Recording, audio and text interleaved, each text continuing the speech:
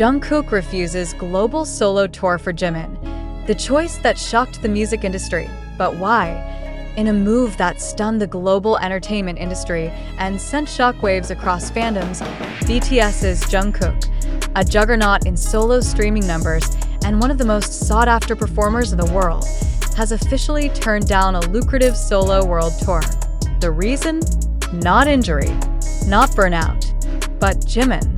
The question that now haunts every executive meeting, every fan community, and every promotional boardroom is simple yet seismic. Why would the golden soloist walk away from the apex of his individual career at the moment his name alone could sell out stadiums across continents, just to wait for someone else? The answer lies not in commercial calculations, but in something deeper, far less quantifiable, and arguably more powerful: loyalty.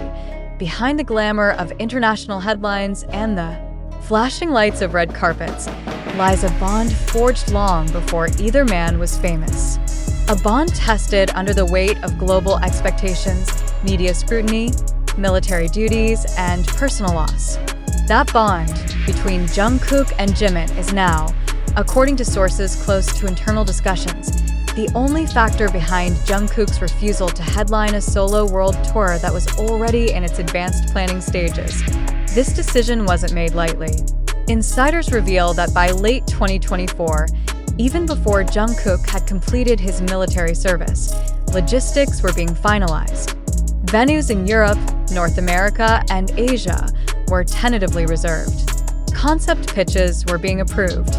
A leading luxury fashion house had begun drafting initial designs for a visual tour concept centered around Jungkook's fashion-forward persona.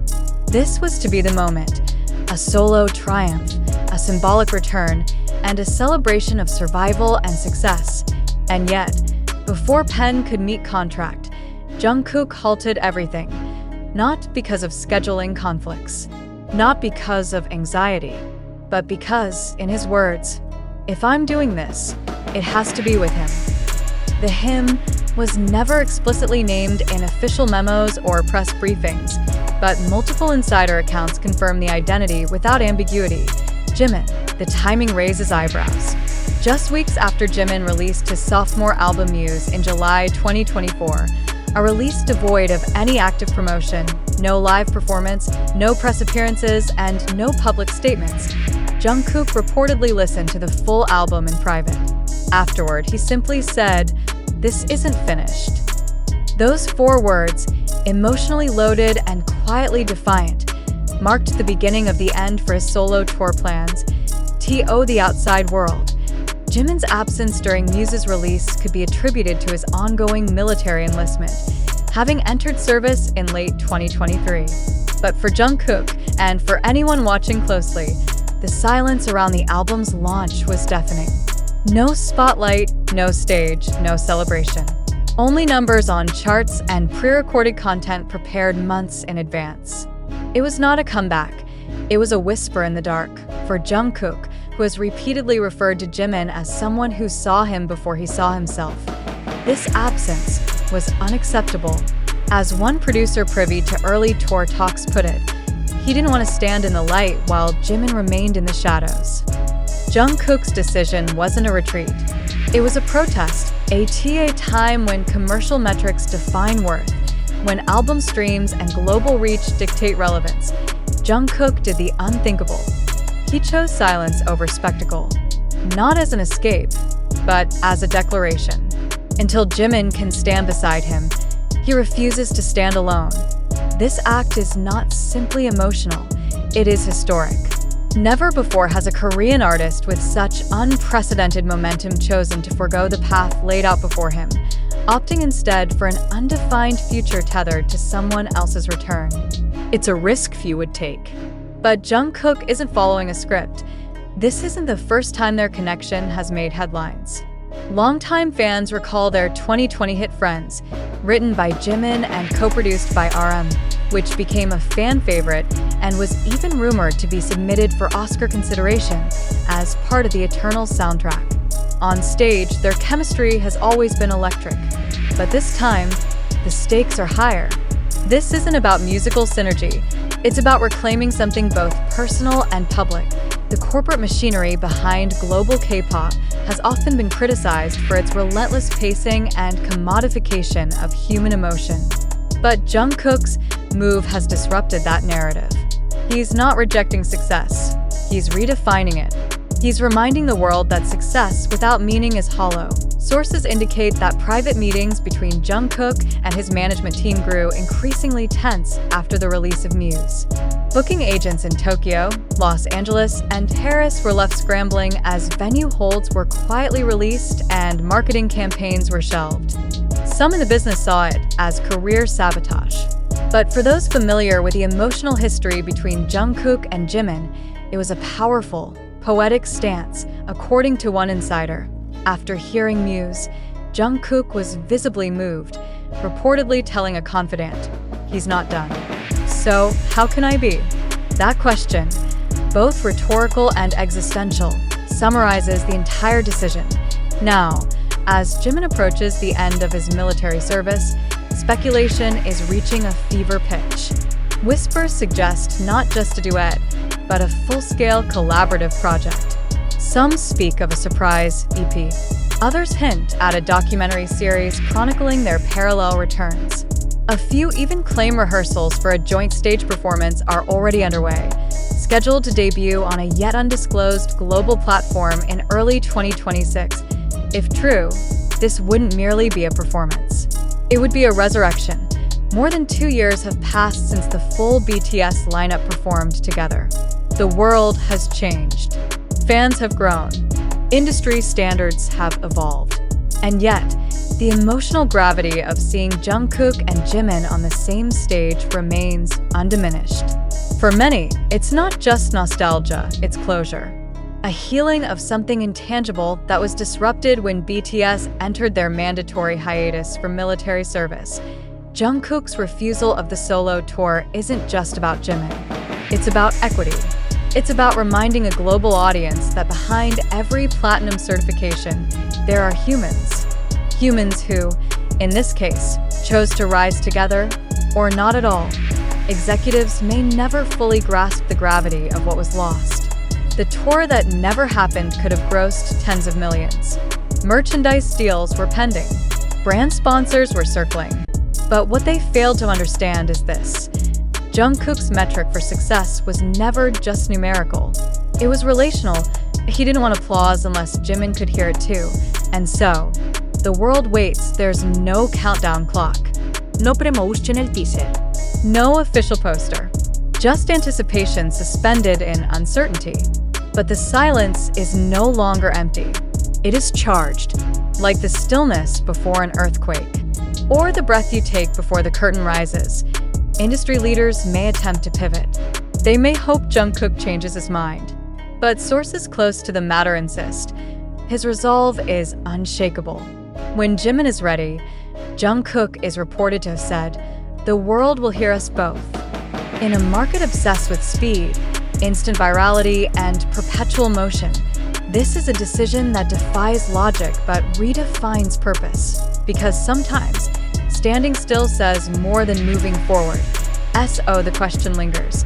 Was this truly a missed opportunity, or the beginning of something bigger than anyone imagined?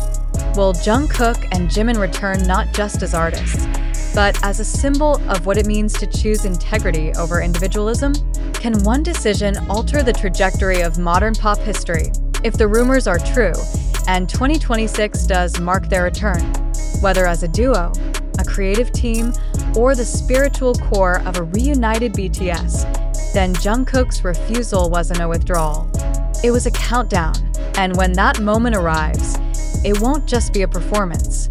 It will be a reckoning, a restoration, a reminder that in a world driven by algorithms, the human heartbeat still dictates the rhythm that matters most.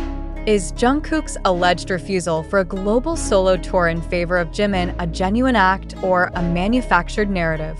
A call for critical reflection as the initial shock of Jungkook's alleged decision to withdraw from a solo world tour in favor of waiting for Jimin begins to settle. A more pressing and intellectually rigorous question must now be posed. Are we witnessing a sincere act of personal loyalty and artistic solidarity? Or are we being led into a carefully orchestrated illusion designed to manipulate public emotion and drive media engagement? The implications of this question are not trivial. In an age where virality often trumps veracity, distinguishing between authenticity and sensationalism is not merely important, it is essential. The story, as it has been circulated, is compelling, emotionally charged, deeply symbolic, and rooted in a narrative of brotherhood and sacrifice. It reads like a modern myth. Yet, we must ask ourselves, is this too perfectly constructed to be real? Could the narrative of Jungkook choosing loyalty over fame be a script crafted not in the quiet corners of his conscience, but in the meeting rooms of marketing strategists? If this is indeed the case, what does that reveal about the current state of the entertainment industry and the psychological manipulation of fandoms? Information surrounding this event originates from a mosaic of sources: TikTok snippets, speculative YouTube videos, cryptic tweets, anonymous insider claims, and fragmented reports from unverified platforms. These mediums, while rich in public discourse, are not subject to journalistic standards of verification or accountability. Can we trust such sources, particularly when they echo the emotional cadence of a Hollywood screenplay rather than the cold objectivity of documented fact? Have we, as a global audience, become too willing to accept emotional resonance as evidence of truth? Furthermore, it is crucial to examine the timing of these reports. The resurgence of interest in both Jungkook and Jimin, particularly as Jimin nears the end of his military service, coincides conveniently with industry cycles that thrive on anticipation and controlled comeback arcs. Are we being primed for a highly profitable reunion, cloaked in a narrative of personal sacrifice? Is this story a prelude to a larger commercial event carefully crafted to maximize engagement and emotional investment? If the refusal to tour was a private matter of personal principle, why has it been disseminated through unofficial, unverifiable channels? Why are statements ascribed to unnamed producers and unidentified insiders being accepted without challenge? Would such a sensitive, potentially career-defining choice truly be leaked without strategic intent? Or are these alleged sources merely constructs within a broader narrative machine? We must also interrogate our role as consumers of such information. Why do stories like these grip us so tightly? Is it because we yearn for authenticity in an industry increasingly seen as mechanized and exploitative? Or is it because we have allowed ourselves to be seduced by idealized portrayals of emotional purity in our idols? What does our readiness to believe this narrative say about our collective susceptibility to emotionally engineered content? Let's not ignore the emotional choreography at play. The narrative arc, from the silence surrounding news, to Jungkook's alleged private listening session, to his supposed refusal of an international tour, unfolds with theatrical precision. Each act of the story is perfectly timed to elicit maximum emotional response. Is this coincidence or design? Are we witnessing reality or performance art masquerading as leaked news? The entertainment industry has long employed controlled leaks, emotionally manipulative scripts, and parasocial triggers to maintain public interest. In a landscape where digital impressions often translate directly to revenue, emotional investment becomes a currency. Have we been conditioned to conflate emotional appeal with truth? Moreover, the absence of official confirmation or denial further complicates the issue. Silence from management, from the artists themselves, and from credible news outlets can be strategic. Is this silence an indicator of truth being protected, or a vacuum being filled with speculation by design? What purpose does ambiguity serve in a digital age dominated by engagement metrics? In light of this, the audience must now assume the role of investigator. Every claim must be questioned. Every narrative must be dissected. Have we seen sufficient evidence to believe this event truly occurred? Or are we engaging in emotional projection, reading meaning where none has been confirmed? When stories circulate without attribution, without primary sources, and without corroboration, the duty to question becomes not only appropriate but necessary. To be clear, this is not an indictment of Jungkook or Jimin. It is not a denial of their personal bond or artistic integrity. Rather, it is a call to resist the seduction of narratives that are emotionally satisfying but factually opaque. Even the most beloved figures can be placed within stories that serve broader, more strategic agendas. As discerning individuals, we must demand more than sentiment. We must demand evidence. Therefore, we pose the following to every reader, every fan, every follower. Do you believe this story is true? On what basis? Can you identify a reliable, primary source that confirms any part of this narrative beyond hearsay? What motivations might exist, financial, promotional, psychological, for perpetuating such a storyline? Are you responding to fact or to feeling? In conclusion, the story of Jungkook's alleged refusal to tour in order to wait for Jimin, whether factual or fabricated, is undeniably powerful. But powerful stories are not necessarily true stories. They are effective. They are memorable. They shape perception. But they can also distort reality. Until this narrative is substantiated by verifiable facts, we must hold it not as truth, but as possibility, one that demands scrutiny, not surrender. Let us not fall victim to emotional manipulation disguised as authenticity. Instead, let us reflect, question, and discuss, because truth deserves more than our belief. It deserves our investigation.